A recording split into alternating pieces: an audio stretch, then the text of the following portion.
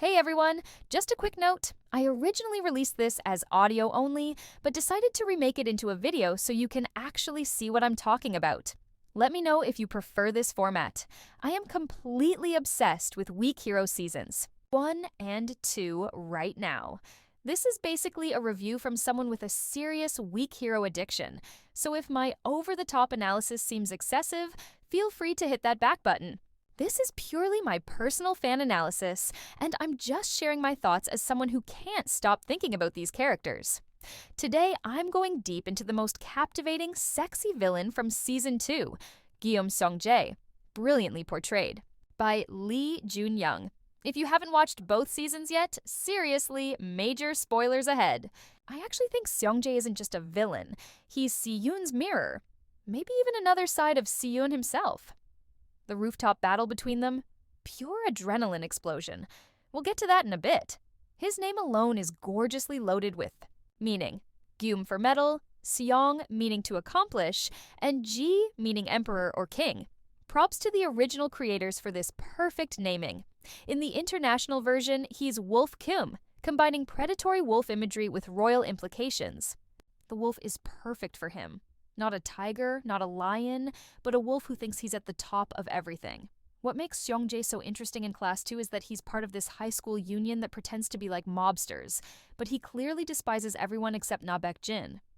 When he brings Si-eun to their bowling alley hideout, you can feel his contempt for the other union members who call him boss and try to act like gangsters. That direction was so perfectly Seong-je. He hates when people weaker than him try to act tough. The only people he gives any kind of acknowledgement to are either stronger fighters like Na-baek-jin, people with high intelligence, or characters like Si-eun who genuinely intrigue him. Remember that scene in the internet cafe where he doesn't even make eye contact with Hyo-man Choi while ordering him to fetch something? That arrogant yet sexy villain vibe was on point. Most people are completely beneath his consideration. As Lee Jun-young himself confirmed, Seong-je doesn't need friends. Exactly. Why would a wolf need human friends? Yet Seong-je is contradictory. While openly showing contempt for the gangster cosplay of those around him, he's still part of their organization.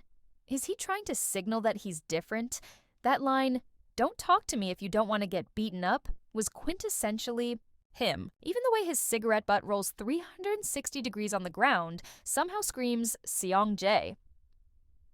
This dopamine-addicted, arrogant character is supposedly one of the union's core members, yet he's always walking alone. The other union members are just background props to him. That's why the entertaining Yoonjung guys, Si-eun, Juntae, Baku, and Gotak, and their authentic friendship pique his interest, even though he doesn't need that kind of friendship himself. He's truly a character who sees himself as above everyone else, which made him so fun to watch. I always welcome these new types of villains. Now about Seong-je and Si-eun's relationship. I think Seong-je's character exists because Si-eun needs him. He's essentially a physical manifestation of Class 2 Si-eun's subconscious yearning for violence. Seong-je is Si-eun's mirror and alter ego.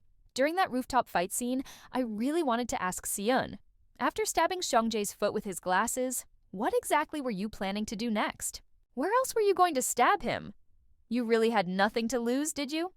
When Seong-je recognized Si-eun's craziness and laughed that "that's it" laugh, I saw it as Si-eun laughing at himself. That bathroom scene where Seong-je immediately notices Si-eun's exceptional eyesight and reflexes was brilliant. He realizes Si-eun has good peripheral vision and quick reflexes right away. That's why, during the rooftop fight, the detail of Seong-je covering Si-eun's line of sight with his palm was so satisfying to watch. Crazies recognize other crazies. And true crazies get excited when they meet someone even crazier than themselves. Seong-je calling Si-eun newbie as a nickname was so in character. And it was funny how perceptive he is about human emotions despite everything else. Looking at Si-eun's eyes and saying they look sad. Why are you so sharp about human emotions, Seong-je? The physical difference between the actors really amplified the chemistry between these contrasting characters. The height difference creates this fascinating visual dynamic, where Seong-je is always looking down at Si-eun with that slight smirk.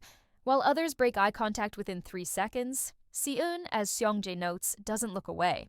When most people are trembling around him, having this pretty-faced kid stare right back at him would naturally spark his interest. Without Seong-je, Class 2 would have been much less entertaining, The power imbalance in their rooftop fight was also fascinating to watch.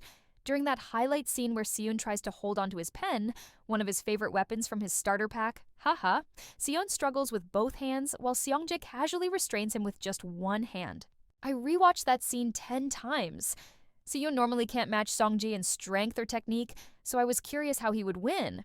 How clever of Si-eun to deliberately lure Seong-je toward the flower pot, remove his glasses, and then stab his foot with the temple of those glasses. As someone who hasn't read the original webtoon, I had to applaud.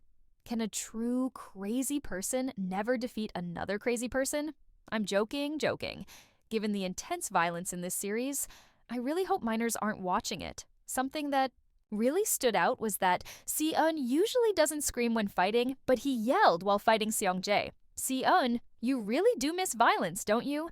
Seong-je has a dopamine-seeking personality with attachment issues. He doesn't seem to understand loneliness, yet he's constantly searching for stimulation and interesting experiences. Si-eun, on the other hand, knows loneliness intimately and carries the burden of having to endure nightmares by himself. This creates a fascinating compatibility between them. Seong-je gets entertainment and stimulation from Si-eun that he can no longer get from those around him, while Si-eun, when focused on fighting Seong-je, can momentarily forget the traumatic thoughts that haunt him. Their encounters give each character exactly what they psychologically need in that moment. They're ultimately the same kind of person.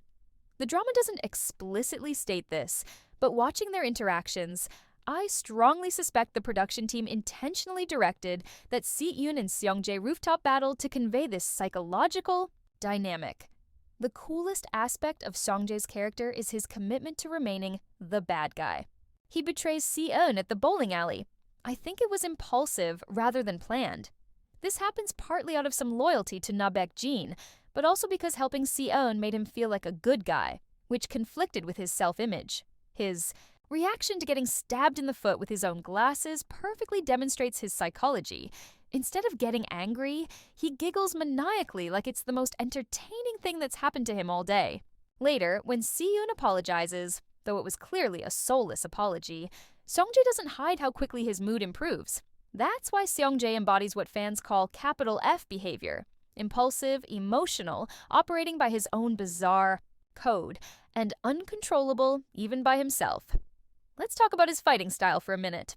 While Si-eun uses his intelligence for a calculated approach with his weapon starter pack, joking, Seong-je fights with natural fluidity. I love the directing choice to always show scars on Seong-je's face. He enjoys hitting, but is also willing to get hit, fundamentally enjoying fighting itself. Unlike other characters who fight out of anger or necessity, he fights purely for the stimulation.